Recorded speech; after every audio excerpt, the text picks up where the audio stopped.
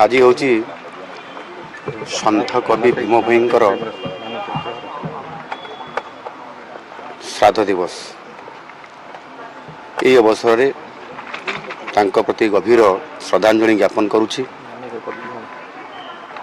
सन्थ कवि भीम ही केवल जड़े महान कवि बा सन्थ नथिले, से तिले मानवता, करुणा एवं सामाजिक न्यायर शक्तिशाली स्वर।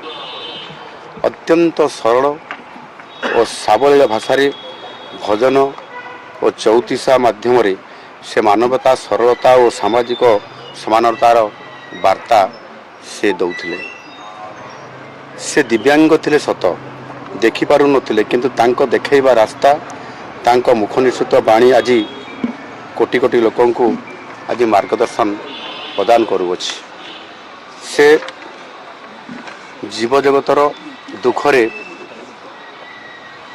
अत्यंत दुखी होई से कहिथिले, प्राणी को आरत दुख अप्रमुत देखु देखु केबा सहु, मजीवन पछे नरके पड़ी थाउ, जगत उद्धार हो।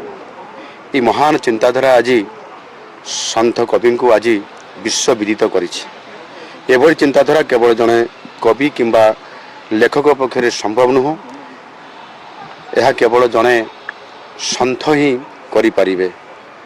अंध होई मध्य तांकर ज्ञान और भक्तिभाव सारा ओडिया साहित्य को समृद्धि करने सहित सारा विश्व को समृद्ध करि पारिछि।